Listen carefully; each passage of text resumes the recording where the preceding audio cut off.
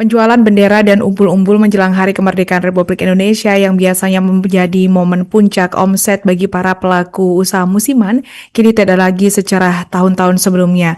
Seperti contohnya Husni, 52 tahun, seorang pengepul bendera asal Blok Ciledug, Desa Cimari, Kecamatan Cikenong, Kabupaten Ciamis, mengaku omset penjualannya mengalami penurunan drastis sejak menjamurnya toko online pasca pandemi. Omset dagangannya kini hanya mencapai 30 hingga 40% dari target awal. Untuk informasi selengkapnya akan disampaikan wartawan kami yang telah terhubung dari Tribun Priangan, Aisani Nuraini. Rekan Sani, silakan laporan Anda.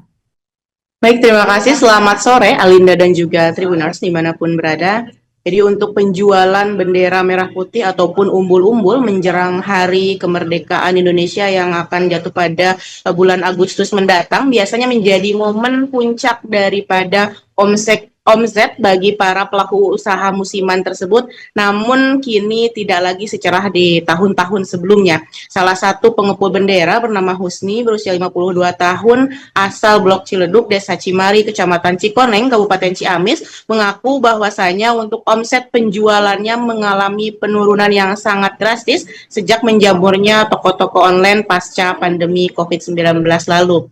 Dulu sebelum ramai toko online, pedagang bisa membawa dagangan sampai dengan kurang lebih 100 sampai dengan 110 juta rupiah ke berbagai kota di Jawa Barat, kemudian Jawa Tengah hingga Jawa Timur. Namun sejak tahun 2020, omset penghasilannya terus menurun, bahkan tahun lalu dari target 200 juta rupiah yang masuk cuma sekitar 80 juta rupiah. Menurut Husni, sejak COVID-19 yang lalu, aktivitas jual beli itu beralih ke platform digital ataupun toko online, dan di sana persaingan harga juga menjadi tidak terhindarkan seperti itu, Tribuners. Kemudian Husni juga menyebut bahwa sejak tahun 2020 hingga saat ini 2025, tren penjualan bendera secara offline atau secara langsung itu terus menurun.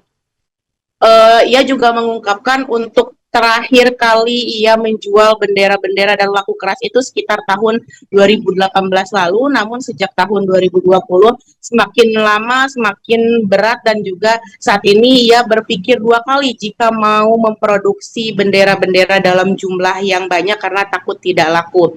Kemudian omset pedagang juga hanya mencapai sekitar 30 hingga 40% dari target awal. Bahkan sekitar 60% barang yang tidak terjual di tahun lalu kini harus disortir kembali untuk bisa dijual tahun ini, karena memang barang-barang yang tersimpan ataupun sisa di tahun kemarin itu masih bagus, jadi pihaknya dan juga pedagang lainnya bisa menyortir dan memilih bendera dengan ukuran-ukuran tertentu dan juga jenis-jenis tertentu untuk kemudian dijual kembali di tahun ini. Menurutnya, meski pemasangan bendera dan umbul-umbul di lapangan itu mulai berlangsung sejak akhir Juli hingga awal Agustus, namun untuk puncak daya beli masyarakat itu hanya berlangsung sebentar, yakni sekitar tanggal 4 hingga 5 Agustus saja. Para pedagang bendera asal Ciamis itu biasanya mulai berangkat ke wilayah Jawa Tengah ataupun Jawa Timur sejak tanggal 25 Juli, dan kini juga banyak pedagang yang lebih memilih menjual dengan sistem konsinyasi atau titip jual,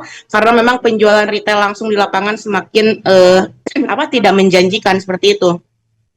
Husni juga menyebut jika pemerintah mewajibkan beli bendera dari pengepul atau pengrajin langsung, maka geliat ekonomi masyarakat juga bisa bangkit kembali. Demikian Alinda, laporan dari Ciamis, kembali ke Anda di studio. Download Tribun X sekarang, menghadirkan lokal menjadi Indonesia.